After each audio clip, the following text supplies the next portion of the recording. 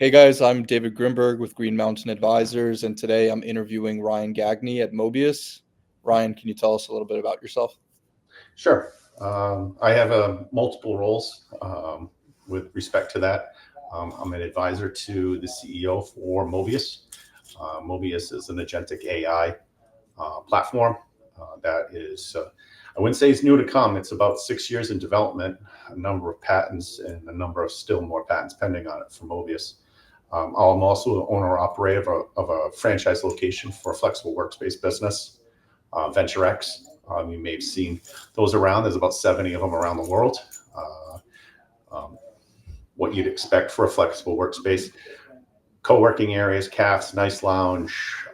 In my location here, 55 offices, as well as meeting rooms and everything. So somebody could come in for an hour, they could come in for a lifetime. We can service all of them from there. Also on the board of directors of a military focused association. And that's three things there, along with my wife and my seven kids and a granddaughter. It's a pretty busy day for me most days. Yeah, wow. So Agentic AI 6 years ago is when the company started. Yeah, yeah. They very forward thinking at the time. The products evolved very rapidly in the last 24 months or so, uh, Okay. with respect to is accessing large and small language models and data sets. That's the key to all of it. Where Mobeus is really fitting in nicely is it sits on top of anyone's tech stack. It doesn't really matter. So if it has an API, if it can be connected to, then I mean, it's an easy to deploy platform. Where things were a half dozen years ago, especially in the large language models, there wasn't all there. But if you notice just how rapidly, as soon as things started to open up, I liken it a lot to if you looked at how um, in the equity and FX markets were with respect to systematic trading. A lot of people called it, algo trading for a while, high frequency trading, and all of that, and how quickly that moved back in the early 2000s. Um, this kind of is following that same path because it's once the door got opened with agentic AI, everyone was like, "Oh, wait a minute, you can do this with it. Oh, it can connect to that. Oh, you can, it's like overnight, people are just leapfrogging where it was. You go. I mean, if you put pause or you went away on vacation for a little bit of time, you come back to it, immediately be like blown away. It's like, oh my god, it can do that now. Now, oh, it can do this. I never thought of doing that. Well, guess what? Somebody did, and it's very easy to start to tie it all together. Where Mobius is really differentiating things with the agentic AI is it's meant to be a help. I joke, I speak with people that are interested in the product. I'm like, look, buddies, it's 2025.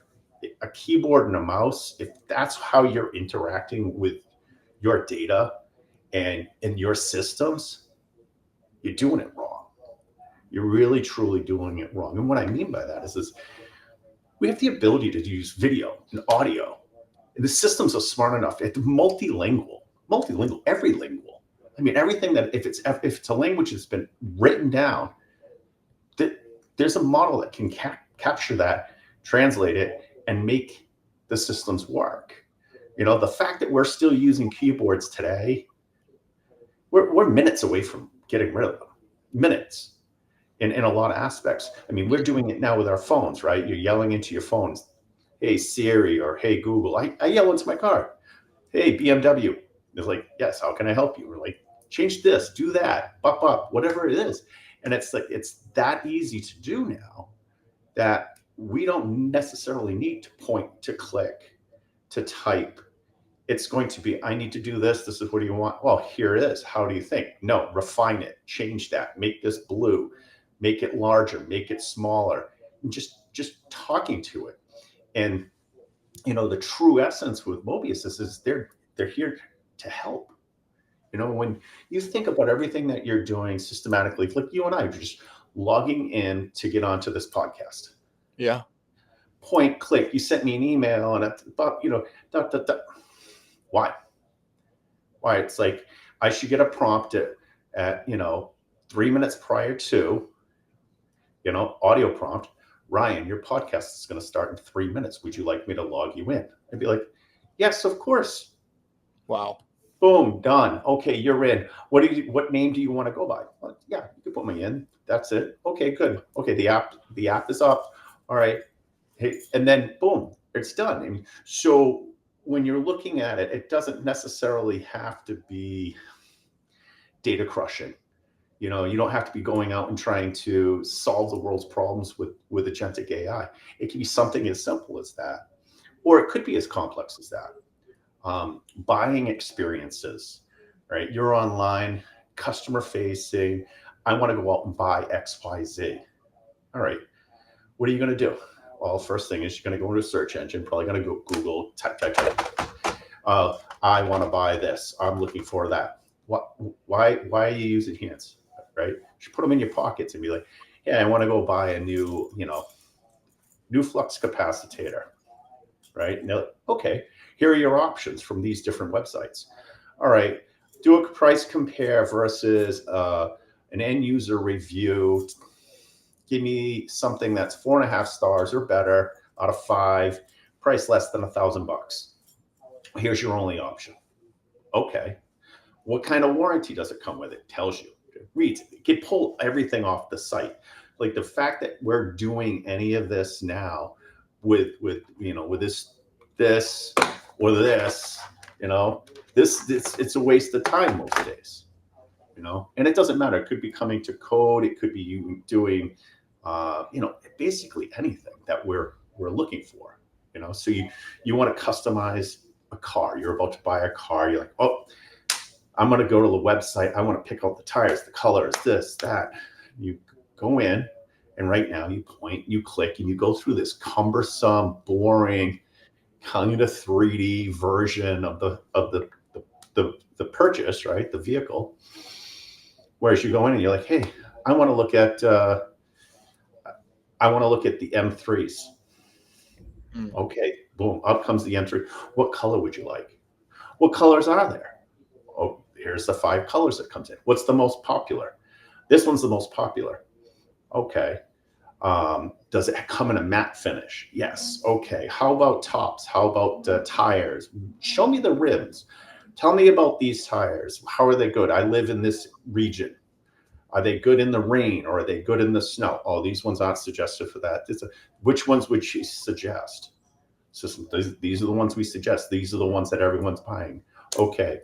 Do you want the upgraded engine? How many more horsepower does it get? Like all this information that's sitting on data sets, it's sitting on websites, but you go through this miserable point and click process. I'm like, why? Why are we doing it? And that's what Mobeus has really stepped back and said, they're questioning everything. It could be employee training. You've got manuals on top of manuals. Yeah. And you've got their, hey, you need to learn these things. So you've got to go and use the CRM. So you need these certifications with it, so on and so forth. Okay, fine.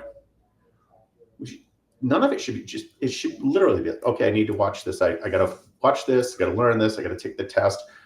Can audit it, back to me. I can answer everything, do everything, go through it, right? I just went through and had somebody had to fill out a form for me.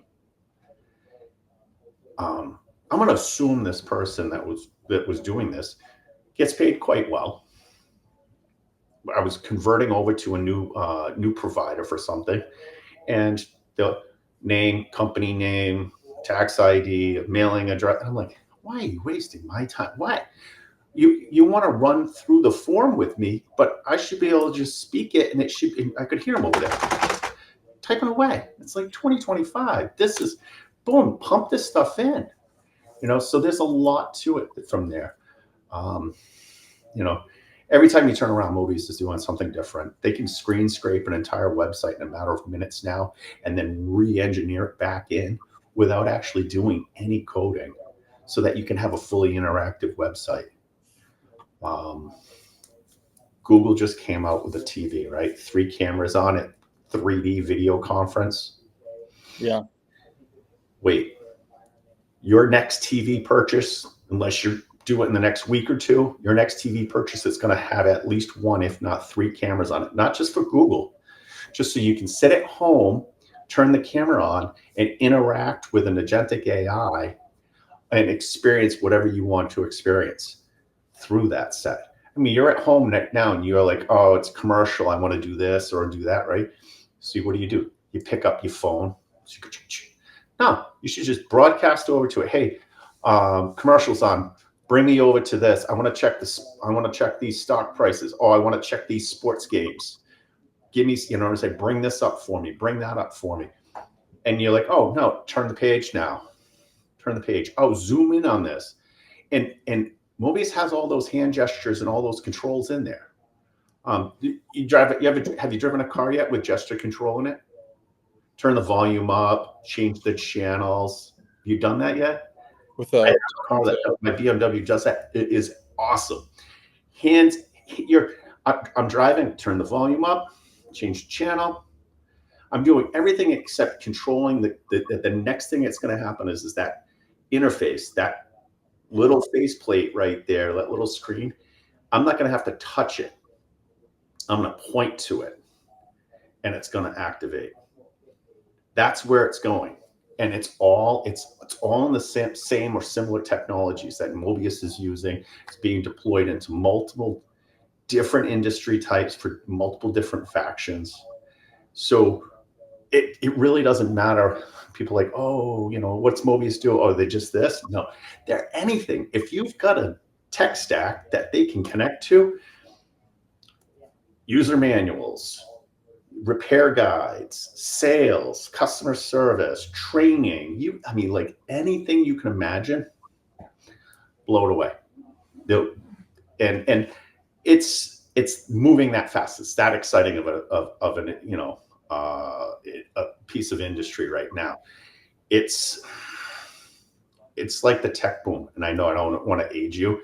You weren't around for it. If you were here in the late 90s and early 2000s when we had dial-up, you probably heard the term, never seen it, and you probably never felt it. It was the most painful process, right? And also, no, we could plug right in. You can get on straight onto the internet without having to do it. You're like, whoa, this is mind-shattering. Same level here.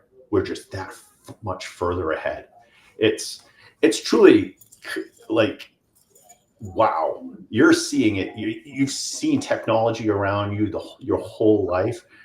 I'm not that much older than you, but I didn't, right? I was my dad's remote control as a kid. Hey, change it. Go put it on the other game. And I'd run up, turn the dial, right? Turn the dial, fix the antenna, I was around before the advent of cable. So now, like on demand, stream this. You're watching live games on your phone. And that stuff is just wow, for somebody that didn't have it coming up. And now we're like next step. We're 2 steps up. I just saw it today, not to really date this podcast, but Tesla just rolled out the robo-taxis. Yeah. It's June 23rd, 2025, by the way, guys, just so that anyone who's listening to this in the future. So you're sitting here and you're like, is this a driverless car? And it's an electric car. And it's going to wheel in and pick you up for $5 or something like that. Like they put this huge bargain on it just to get people to get in the cars. But we used to tell, parents used to tell us, don't get in a car with stranger. Now we're getting in a car without a driver. Yeah. I was just in a Waymo in Austin, and I was for the first time, and I'm just like, holy moly, this is a little bit freaky. It is. It is freaky, but it's Cool. It's so exciting. It's just to look at where we're going with everything that we're doing. We've seen those sci-fi movies where the guy's just moving his hands around the screen and whipping this and around, bringing up screens and all of that. Like Minority Report, right? Like, well, that was a good one of them. Oh, there's been a number of them, right? There's a ton, yeah. And this, that, but people envisioned how to do that, and now we actually have technology that's almost doing that. Not to get too far off track, one of my daughters is an art student. Well, she's now graduate. She has her master's. But I sent her a video of the person had on the Apple hood, and they were doing a full wall mural. They had taken the dimensions and they took a photo of the wall with their Vision Pro on, and then they brought the picture that they were going to put on as the mural, and they put it in there. And then as the artist panned across the entire wall, the focus inside the Vision Pro brought them to where they were in the picture. And so this woman drew this entire picture and then colored it all in using a Vision Pro, because she had it superimposed, and then it had the spatial awareness of where she was looking across this, had to be 8 feet tall and 10 or 12 foot wide mural, and you're like, the technology's there. It's just there. And we're just starting to embrace this next level of tech that, it's exciting. It's exciting. And you spent a lot of time as a currency trader before this. And from what I'm seeing, at least, I feel like the entire world, all public and private markets right now, which you're seeing in VC, everybody's kind of holding their breath, because I think the rate of innovation and technology coming out is kind of creating this bullwhip effect, where you're buying something or you're making a massive purchase order if you're an enterprise, and then 6 months later it's obsolete, and now you have to make a new purchase order. And then as an investor, you're buying into a company, and then all of a sudden a new company pops out that does what that company does 10 times better. How do you kind of like go into your day-to-day, as a investor, as a market thinker, and work with those types of clients who are all worried about the rapid change and pace of innovation, but also possibly people who are just concerned about what do they invest in, and obviously, this isn't financial advice, but like what should people look at? Well, I mean, it varies a lot. It varies a lot on how big of a wallet you have versus how big of a purchase price something might be. What you're getting, on an ROI for that purchase, is, and where it is on that needs, on that needs list. Right. So if it's a necessity and you have to have it and you can only afford one, do I stand by and wait for it to get cheaper, or for somebody to come out and make it better, right? Or something like that. And it's like, no, you're going to miss business. You have to make that executive level decision. But if it's something like, hey, look, it's a 20, 30, 40% of our budget, we need one to start with, let's get it going. Fine, just make that leg in. The term is right. Go back to trading. Leg into that position. Take that 25% of your full position right now, and get that tech going. Because as that's implemented, and not everything is an overnight implementation, right? As the implementation starts to take place and everything like that, and you start to see some results and potentially some R on that I, right? And you see those returns starting to come in, that will give you a little bit more of a runway and data for you to now, make the analysis on whether or not that was a worthwhile purchase, and then if you should increase. And if the next next best thing is slow to get out there, then fire it and add to that position with what you've got. It's working, it's going. All these hyperscalers, we're all aware of it now, and media is all on top of it, just because there's so many dollars going on with all of these chip makers and these massive data centers and all of that. And they're like, oh, well, this new chip is going to do this and so much, and there's so much money into it. They're on bigger schemes, right? It's a whole different level of what they're situation is. But for a smaller company, or not necessarily a small company, but for any size company that's got those problems, you need to start, right? If you don't start, you stand there and wait, you're gonna get passed. Somebody else is gonna get in the game and change it. Even this flexible workspace business that I have here, not to deviate too much, we're constantly looking what we can bring in for technology that's going to be a help. We looked at bringing in some electronic whiteboards, and I won't use a brand or a name, but what we came to find is the people that came through it, they weren't frequent users, and it was a big purchase for us. And the training and the get them in and up and going and familiar with how to use it and all of that, the curve was too long. We abandoned the process. And we were like, no, let's just stick to what people know on this. It's a whiteboard and markers, and they cost a couple bucks, but it works.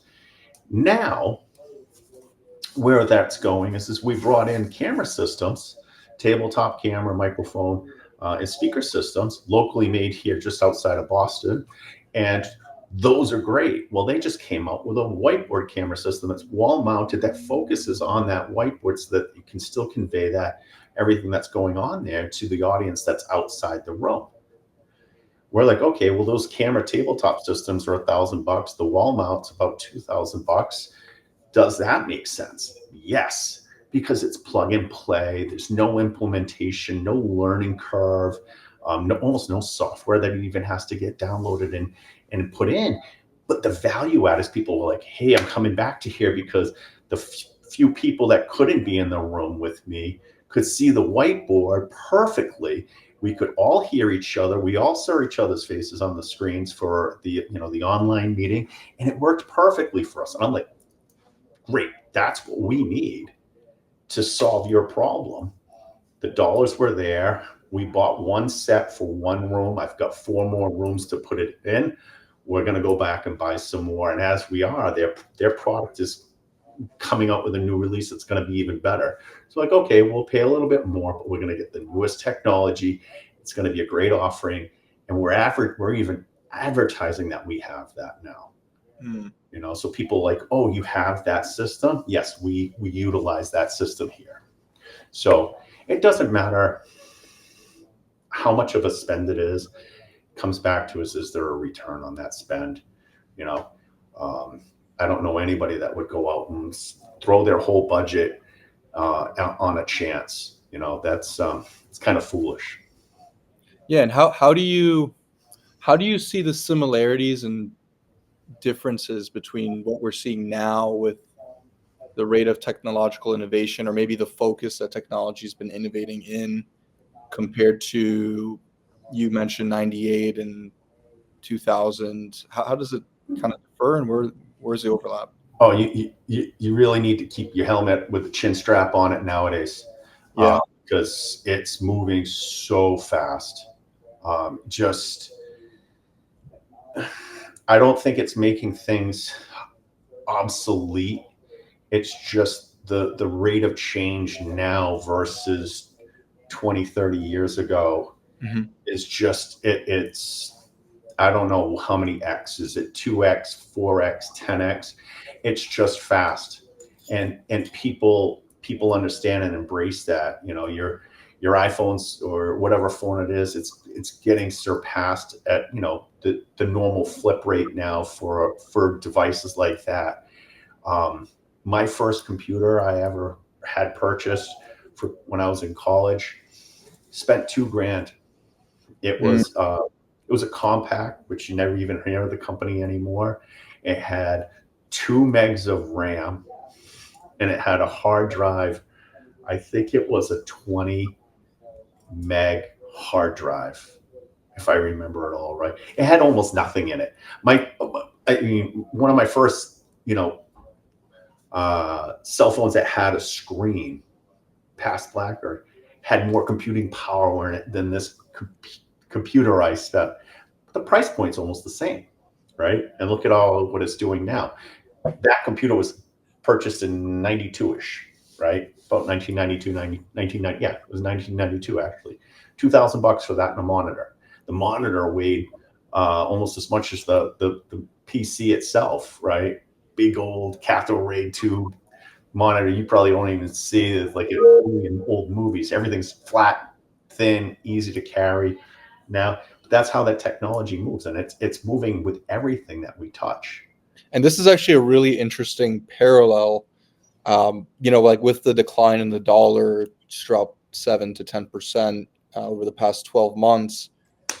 Is there kind of that silver lining where it's like, yeah, your currency's devalued a bit, but the cost of things has been reduced by a factor of 10. So is it really inflationary the way we're seeing prices? Is that something that to you, or do you think that no, things are still in real return standpoints kind of?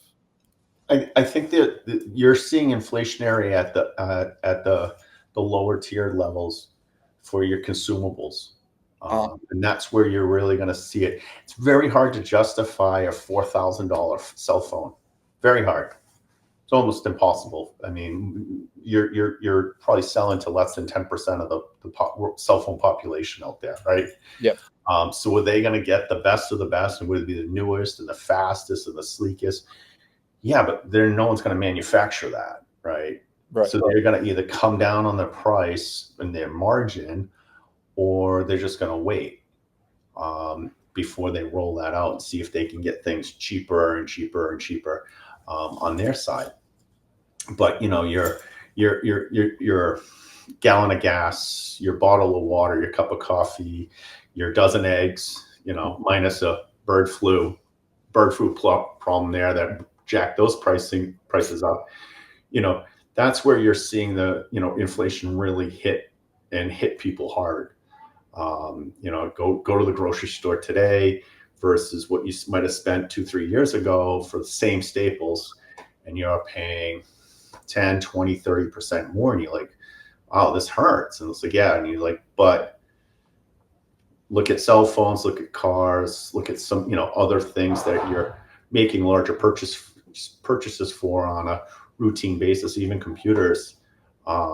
You're spending relatively the same amount, maybe a little bit more, but not at the magnitude that you're seeing on the small consumables, on the everyday things. And it's the everyday things that's really biting into the wallet for most people, because it's those everyday things, though, that revenue that's generated from there is deployed locally, and it's deployed very wide, right? You think about the gas that's produced. Yeah, some of it goes back to oil, some goes to the local delivery driver, and the kid who's pumping it, and the person behind the counter, and so on and so forth. So a lot of hands are touching that. Any produce, anything that's being grown locally in the area, that's doing the same thing. And a lot of foods that you're buying in the stores are somewhat sourced to some degree. So you've got that spread there, and it's trying to keep up with the inflation, which is kind of self-feeding, right?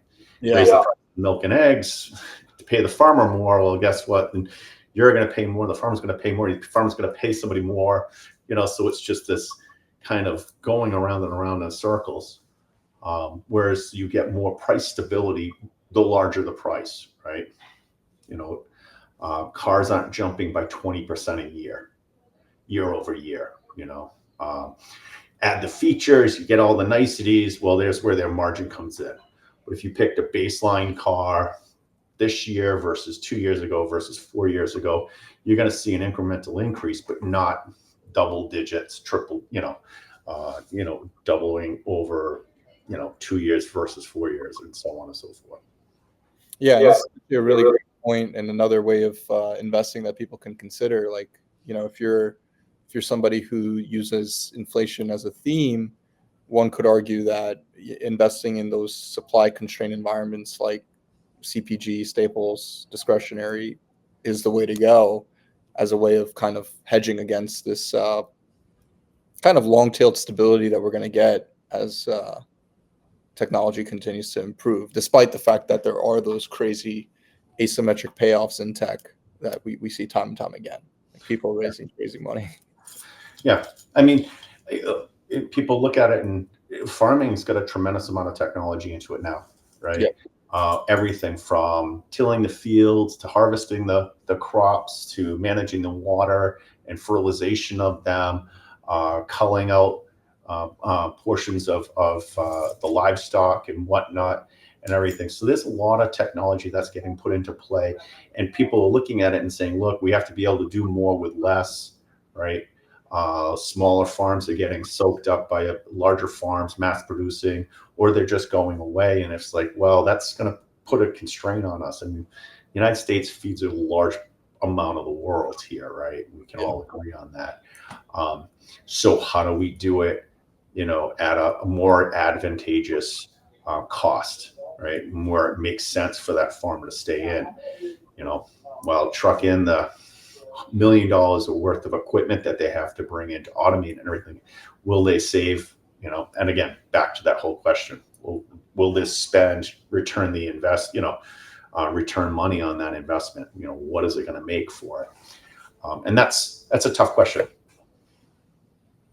And it's kind of interesting. I really like how you said to keep the farmers in the game, but from a societal level, maybe kind of going forward in the future, do you think that AI is going to, and I think that it will displace jobs, but do you think it's going to create more of those jobs or incentivize people who are in business and running their own shops to stay because it's gotten easier or more effective? Possibly, because if it's gotten easier and the returns there and hopefully increased, there's more skin in it, right? I mean, you wouldn't get into a business today where you're like, hey, put up X dollars. This year you're gonna make, Y. Next year you're gonna make Y minus 10. You're like, why would I get into a business? I'm gonna make less money next year, right? Year after year after year. If it's a new startup technology, yeah, maybe because there is a great chance at the end. But if it's something that's very straight lined, and you're making less and less and less and less every year, you're like, why would I even get into this business? Is there a way in which I can improve its performance if I can't increase the revenue so that I'm not losing? And I mean, because you've got to stay ahead of that inflation curve, no matter what it is, right? I think a lot of people just got an education on inflation in the last 2 years. Yeah. But a normal 2 to 3% inflation rate, it's there. It's to be expected. The government devalues our currency. Every government does it. We all understand why at the end of the day. But if you can stay in front of that, you're fine. When you can't stay in front of it is when it becomes problematic. And at 10, 12% that it was because of, certain circumstances for that brief period of time, that was like a lot of people like, whoa, what is this inflation? And they're like, oh, this is what it is. And you're like, oh, that makes sense. That's why prices go up. But at the same time, I mean, if I've never done the math or really drawn it up, but I bet if you were to take a look at the inflation rate over 2020 to 2025 and the global profit range on large scale corporations, their profits didn't go down. No, they didn't. They didn't. Like, they used that inflation as a baseline excuse as to why to press. So if anything, the inflation was inflated on top of, and it caused almost a doubling effect. Maybe not necessarily double, but it did cause an effect there where there was more to be grabbed, and because they could do it under the cover of inflation. So if you were starting out, or maybe advice to people who are starting out, maybe they just finished college or they're about to go into college, they're in high school, what's a word of advice you'd give them in terms of staying ahead of all of this and staying on top of all the trends? Well, the education will do that. Yeah. But applicable education. I think we've all come to find out that there's a number of different curriculums that are out there that are not going to stay ahead of the curve, right? We've all seen it. Kids coming out of school look, I can't make more than minimum wage, and I've got this massive student debt behind me. And it's like, well, what did you study? And I studied this something that's really not that applicable, that has a very low chance of making good money, and it has a very, very, very, very narrow pyramid for hierarchy inside that business. You're like, all right, well, you didn't pick a winner. So whatever the study is, make sure that there's enough opportunity and enough appetite for that opportunity to flourish, to grow, to get to the second, third, fourth level before you go and start your own. The other is it's never too late to start something on your own, even if it's just a sideline hustle. 100%. And create that passive income. A lot of people are selling different things these days on what to do, how to rent it, Airbnb, or so on and so forth. And, get in on this internet sales, type hype that's out there. Whatever it is, whatever fits with you and your persona, run with it. Take a little bit of a risk. You're in your 20s, early 30s. You got a chance to fail and try again. And when you do that, it's a learning lesson, right? I've learned more in the few failures that I've had than I've learned in all of the successes combined. And because failures hurt, no matter how financially bad it is, just the mental anguish on it too, and not succeeding. For a lot of people, it's hard for them to do that. Like, they don't understand, or they really have a hard time with when it comes to a failure. Well, you got to go back and reassess, why didn't this work? What went wrong? And how not to repeat those things. So later on, when you get in there, you get going. A lot of people also think there's this misconception that it takes money to make money. That doesn't really at the start of it. Depends on what your hustle is. You watch Gary's V, go to a yard sale, bargain people down on the baseball cards. I don't know anything about baseball cards, but he does. That's his thing. That's his shtick. He knows how to do it, knows how to price it, knows how to, boom. Well, it could be anything, right? Yeah, just make your market. Find the market, find what dovetails with you. It could be, almost anything. The world is wide open for somebody that wants to go and work. Problem is a lot of people don't. We're all lazy to some extent. And if you're lazy and you cry about being broke or anything, it's all on them, and you just got to hustle. You got to grind. Taking accountability, right? Yeah, it's a lot of accountability. I don't know anybody in all of my years, that said, oh yeah, I was just walking down the street one day and this guy showed up and said, hey, you want this high paying, awesome, low work job? You're like, yeah, sure, why not? Come on in. No, it's like a white van that says free candy on it. You're not going to want to get in that thing, man. It's all fake. 100%. So where can people find you best? LinkedIn is where I live. Okay. For the most part, very highly connected inside of that. If they're ever in the Metro West area of Massachusetts, I'm more than welcome to have them stop by the shop and say hi and shake hands, give you a tour of the space and talk a little bit more about business. But you can find me on LinkedIn. That's the best place. Awesome. Well, thanks, Ryan. It was great talking with you.